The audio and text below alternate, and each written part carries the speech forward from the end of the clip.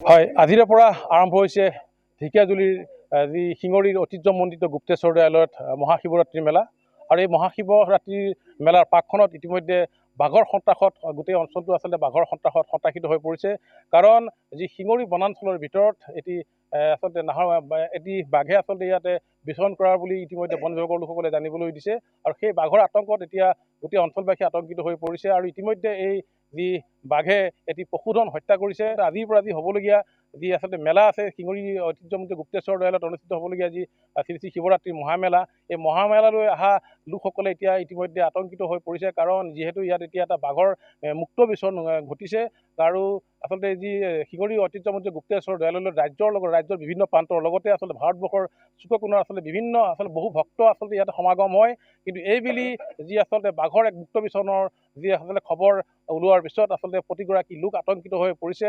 কাৰণ এই বাঘটোৰ এতিয়া যি অৱস্থান ইতিমধ্যে বন বিভাগে আচলতে তেওঁলোকে ধৰা পেলাব পাৰিছে। মোৰ লগত যি আচলতে মই দেখুৱাইছোঁ আচলতে এনেধৰণে এতিয়া যি বন বিভাগৰ লোকসকলে তেওঁলোকে মাইক যোগে আচলতে তেওঁলোকে প্ৰচাৰ চলাইছে। মাইক যোগে তেওঁলোকে আচলতে ৰাইজক সজাগ সচেতন হ'বলৈ তেওঁলোকে আহ্বান জনাইছে। কাৰণ বাঘৰ মুক্ত বিচৰণত হয়তো যিকোনো মুহূৰ্তত ইয়াত আচলতে ডাঙৰ ঘটনা সংঘটিত হ'ব পাৰে। যিহেতু আচলতে বাঘটোৱে মুক্তৰ বিচৰণ কৰি ফুৰিছে, গতিকে প্ৰতিখন আচলতে বা মন্দিৰ চৌহদতে হওক বা যি মেলা চৌহদতে হওক, তেওঁলোকে ইতিমধ্যে মন্দিৰ কমিটিৰ ফালৰ পৰা হওক বা বন বিভাগৰ ফালৰ পৰাই তেওঁলোকে সজাগ সচেতন কৰিছে প্ৰতিগৰাকী লোকক। প্ৰতিগৰাকী লোকে যাতে সকলোৱে সাৱধান হয় তাৰ বাবে তেওঁলোকে এনেধৰণে বেনাৰ পোষ্টাৰ আঁৰি তেওঁলোকে সাৱধানতা অৱলম্বন কৰিছে। মোৰ লগত বন বিভাগৰ লোক আছে, মই জানিবলৈ বিচাৰিম কি ক'ব। আচলতে এটা বাঘে ইয়াত মুক্ত বিচৰণ কৰি ফুৰা বুলি জানিব পাৰিছোঁ আৰু ইতিমধ্যে এটা পশুধন নিধন কৰিছে। আচলতে কি ক'ব? হয়, নমস্কাৰ।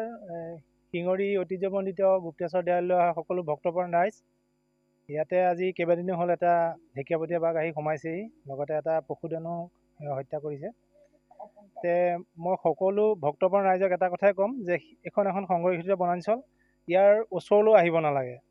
শিঙৰী মেলালৈ আহিছে, মেলালৈ থাকক, মেলা এনজয় কৰি ঘৰলৈ যাওক, ইয়াৰ ওচৰলৈ আহিব নালাগে। মই ইমানখিনি ক'ম। আৰু আমি সজাগতাৰ কাৰণে ঠায়ে ঠায়ে বেনাৰ লগাইছোঁ, মাইক দি পেলাই ৰাইজক জনাই আছোঁ। প্ৰতি ঘণ্টাই ঘণ্টাই আমি খবৰ লৈ আছোঁ। ইয়াৰে আমাৰ ষ্টাফ আছে, সকলোৱে আমাৰ লগত সহযোগ কৰি আছে, ৰাইজেও সহযোগ কৰি আছে। হয়, আৰু এগৰাকী লোক আছে, শ্ৰী শ্ৰী গুপ্তেশ্বৰ দেৱালয়ৰ উন্নয়ন সমিতিৰ সম্পাদক আছে। মই তেওঁৰ পৰা জানিব বিচাৰিম, কাৰণ হাতত তেওঁ বাঘৰ পৰা সাৱধান বুলি এখন যি আচলতে বেনাৰ লৈ আছে ৰাইজক সজাগ সচেতন কৰাৰ কাৰণে। কি ক'ব? এটা বাঘৰ মুক্ত বিচৰণ হৈছে, আজিৰ পৰা মেলা আৰম্ভ হৈছে, বিভিন্ন ভক্তৰ সমাগম হ'ব, লাখ লাখ ভক্তৰ সমাগম হ'ব। কেনেধৰণৰ সাৱধানতা আপোনালোকে অৱলম্বন কৰিছে? হয়, নমস্কাৰ। বিশেষকৈ শিঙৰী বনাঞ্চল এক বিস্তৃত অঞ্চলেৰে ব্যাপী আছে। ইয়াত বাঘ, হাতী, বিভিন্ন হিংস্ৰ জন্তুটো থকাটো স্বাভাৱিক, প্ৰত্যেক বছৰে থাকে। ভক্তসকল আহে, দৰ্শন কৰে, গুচি যায়। তাৰ কাৰণে আমি সিমান এটা ভয় কৰিব লগা অৱস্থা নাহেও। সেইকাৰণে আহক ভক্তসকল, কিন্তু নিজক সাৱধানতা অৱলম্বন কৰাটো নিতান্ত প্ৰয়োজন। ভক্তসকল যাতে পাহাৰলৈ নুঠে, বনাঞ্চলৰ ভিতৰত সোমাই নাযায়, তাৰ প্ৰতি আমি সজাগতা অৱলম্বন কৰিছোঁ। ভক্তসকলক আহ্বান জনাইছোঁ। বন বিভাগে এই ক্ষেত্ৰত নিজৰ কৰণীয় ব্যৱস্থাখিনি কৰি গৈছে।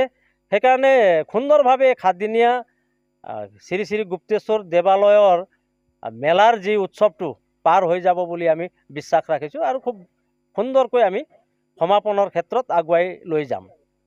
হয়, আচলতে এনেধৰণে এতিয়া তেওঁলোকে যি আজিৰ পৰা আৰম্ভ হ'বলগীয়া যি আচলতে গুপ্তেশ্বৰ ঐতিহ্যমণ্ডিত গুপ্তেশ্বৰ দেৱালয়ৰ যি মহাশিৱৰাত্ৰিৰ মেলা আয়োজন কৰিছে 7 দিনীয়াকৈ, আৰু সেই 7 দিনীয়াকৈ মেলা